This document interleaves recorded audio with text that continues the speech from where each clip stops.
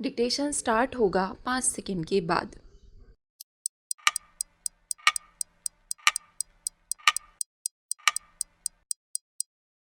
1 जून की सुबह अचानक यूक्रेन रूस युद्ध का चेहरा बदल गया। आकाश की चुप्पी तोड़ते हुए ड्रोन्स ने आधुनिक युद्ध कला की परिभाषा ही उलट दी। यूक्रेन द्वारा चलाया गया ऑपरेशन स्पाइडर वेब केवल एक सैन्य अभियान नहीं था, यह एक युद्ध के रणनीतिक कौशल में नई चाल थी, जिसने रूसी युद्ध नीति पर गंभीर प्रश्न चिन्ह लगा दिए।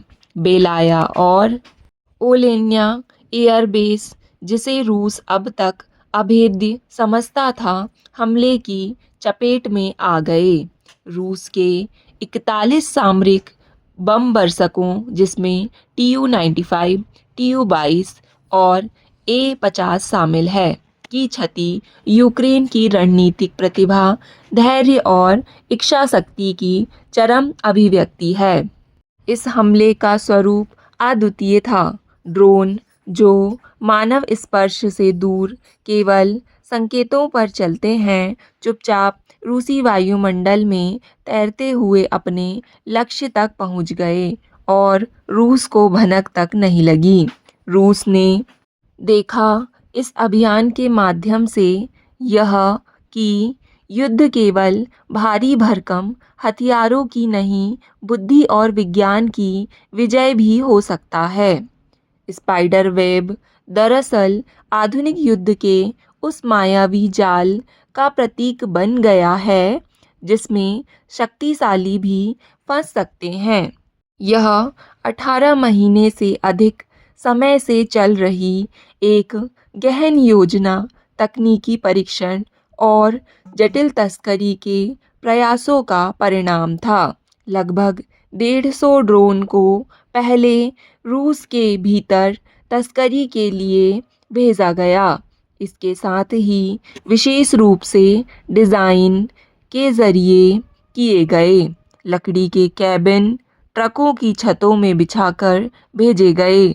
जब हमला आरंभ हुआ तो दूर से ऑपरेट कर इनकी छतों को खोला गया और ड्रोन बिना किसी शोर शराबे के अपने लक्ष्यों की ओर रवाना हो गए। यह आधुनिक युग की सैन्य चतुराई की एक अद्भुत मिसाल थी। क्रेमलिन की दीवारों में पहली बार भय का कंपन हुआ है।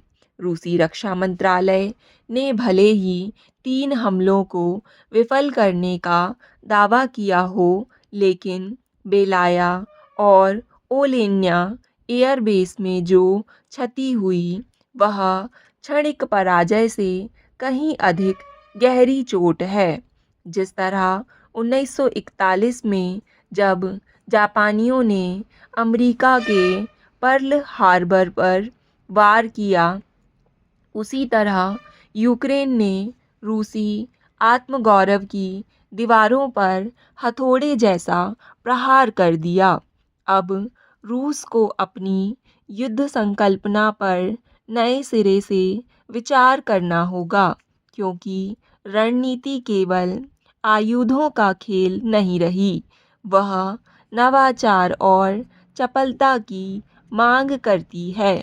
विडंबना यह है कि इस हमले के बाद इस्तांबुल में संघर्ष विराम की वार्ता प्रस्तावित थी।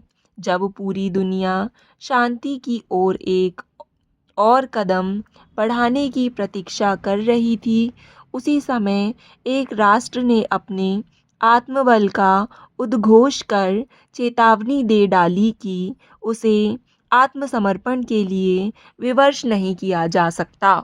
यूक्रेन के लिए यह कदम केवल प्रतिरोध नहीं था, बल्कि वार्ता टेबल पर अपनी स्थिति सुदृढ़ करने का प्रयास भी था। वहीं रूस इस घटना को विश्वासघात के रूप में देखेगा। ट्रंप प्रशासन की लड़खड़ाती विदेश नीति अब दोराहे पर खड़ी नजर आ रही है।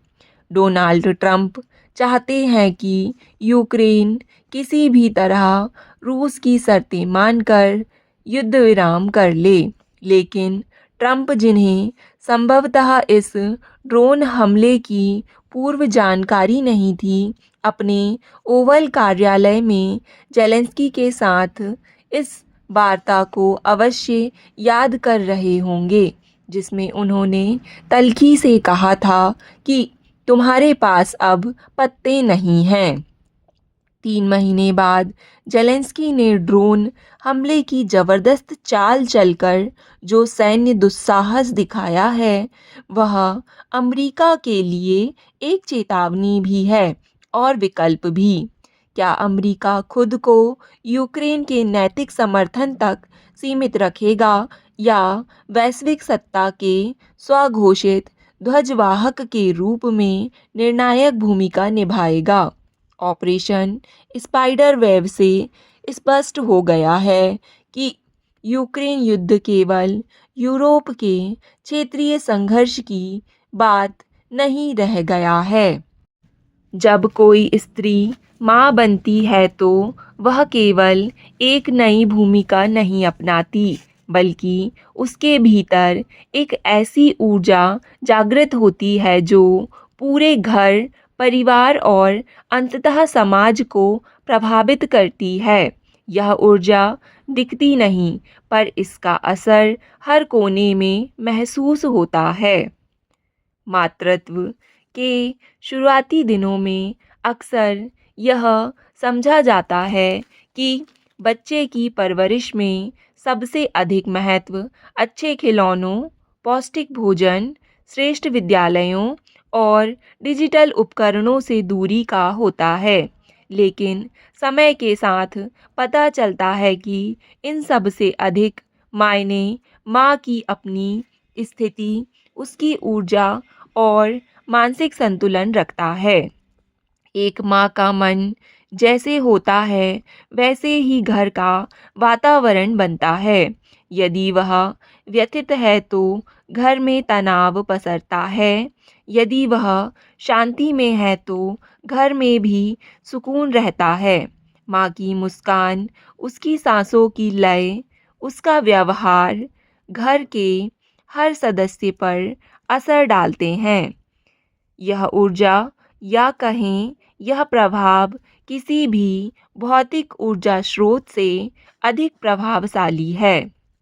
माँ की ऊर्जा केवल बच्चों को नहीं, पूरे परिवार को आकार देती है।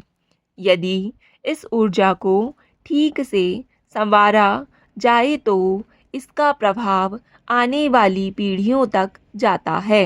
कहते हैं कि जब आप एक बच्चे को संवारते हैं तो एक राष्ट्र को संवारते हैं, लेकिन वास्तव में जब आप एक माँ को संवारते हैं तो पूरे समाज और विश्व को संवारने की प्रक्रिया शुरू होती है। आज की दौड़ भाग भरी जिंदगी में कई माताएं खुद को भूल जाती हैं।